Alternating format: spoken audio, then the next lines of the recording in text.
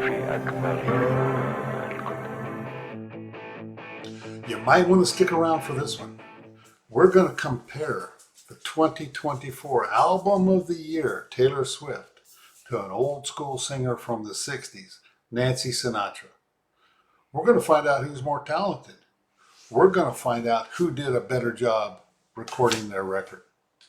Stick around. A few days ago, I was watching YouTube. I wasn't signed in, so when you're not signed into YouTube, you get to see things you wouldn't normally see. What they want you to see that's most popular.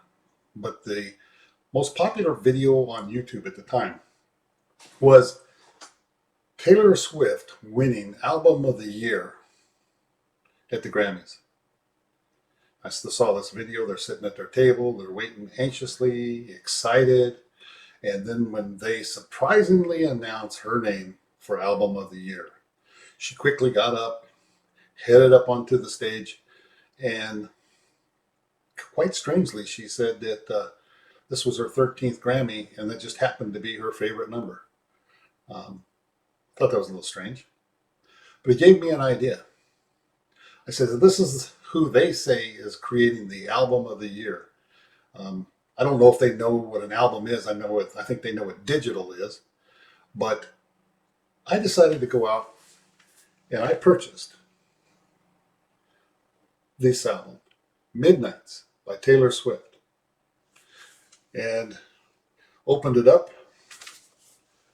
Got a picture of Taylor Swift with her legs up on the back. Got another picture of Taylor Swift. If you open it up on the inside, you get a poster with more pictures. There's her playing a vintage piano. And you get some more pictures and the lyrics to her song. Then the cover for the album has another picture and then another picture. And the record is blue. And it's kind of a see-through blue. They call it marbleized blue. And quite cleverly, they have a clock for midnight. So I thought what we would do is we would pick her most popular song on this album, Antihero. And we would compare it to somebody from the 60s.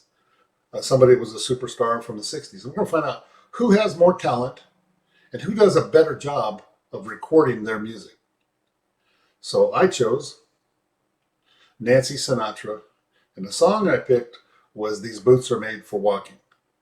Now I'm open-minded. I haven't heard this record yet, but I'll put it on. We're going to use Audacity. We're also going to use MusicScope.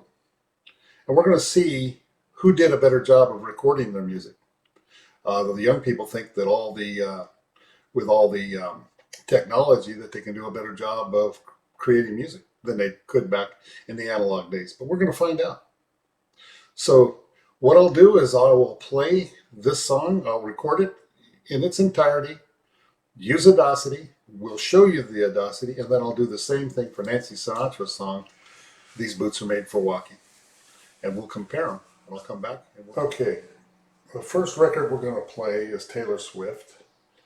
I'm going to play just a couple, 2 or 3 seconds of her song, just so you know that it's there.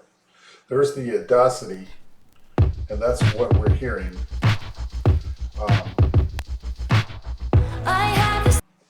It's not a lot of music there. It's taken up maybe a third of the space of what I'm used to seeing. We'll let it run for a few more seconds, then then we'll switch over and let's watch Boots Are Made for Walking and see how the Audacity looks on it. Audacity doesn't lie. It just doesn't see a lot of music right there. All right. We're switching over. Here's Boots Is Made for Walking. Again, you'll get about 3 seconds of the song.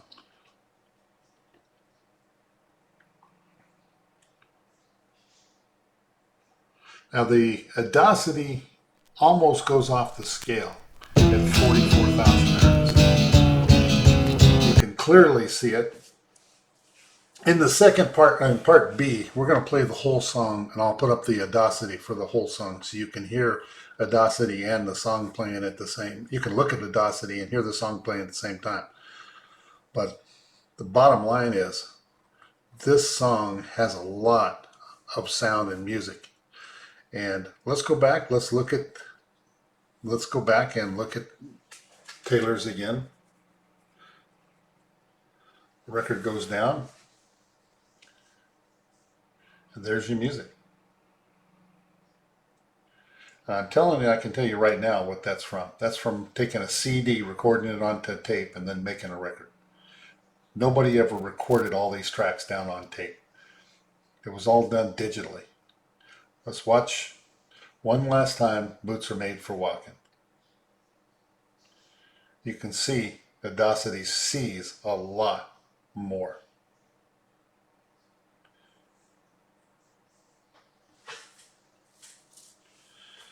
The next thing that we're going to do after this, because I mean we've seen enough with Audacity, I'm going to let you look at Music Scope. And the first one we're going to see is Anti-Hero playing on the left. And if you look in that, up in the corner, there's just not any music being played. There's just nothing there. When we go over and look at Boots Are Made for Walking on the right, you can see there's just a lot more music. And I have to mute it.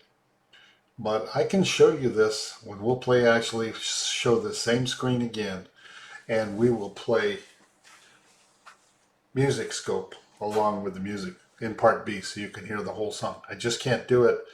I just can't do it in this part A or else we'll get the copyright.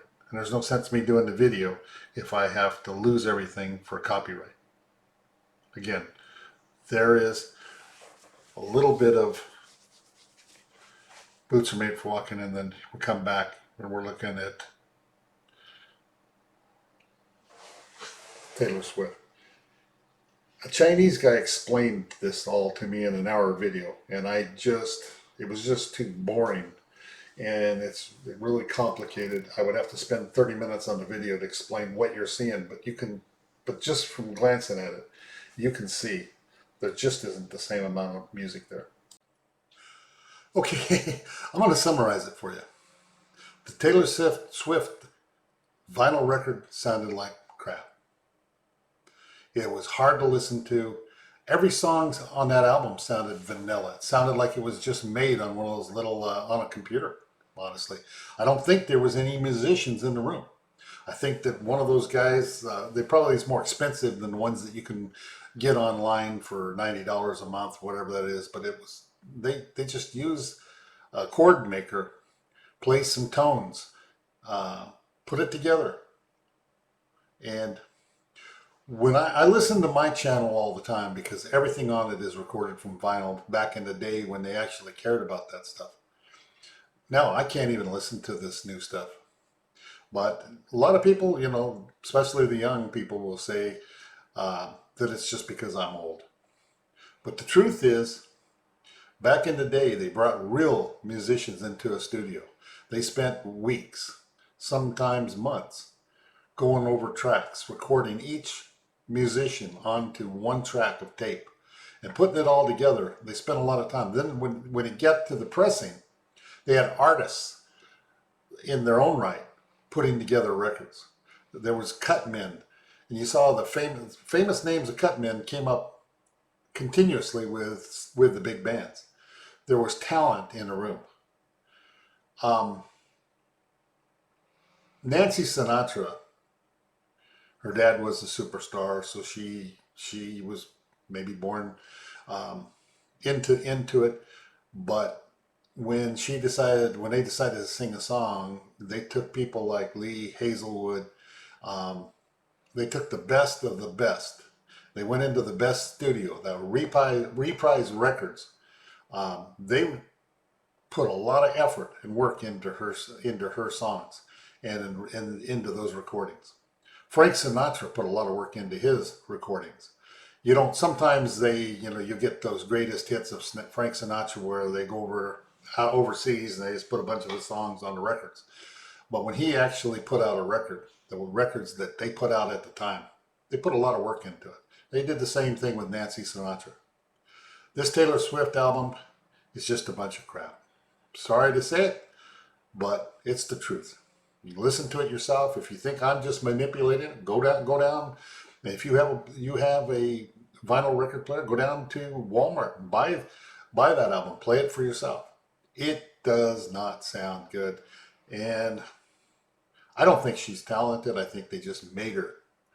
But part B is coming up. You can listen to both their songs in their entirety. And like I said, I couldn't put them in part A because of copyright. I got to have some videos that I'm not being taken out for copyright. So, but I'll give you both songs back to back, and that'll be part B. All right, thank you.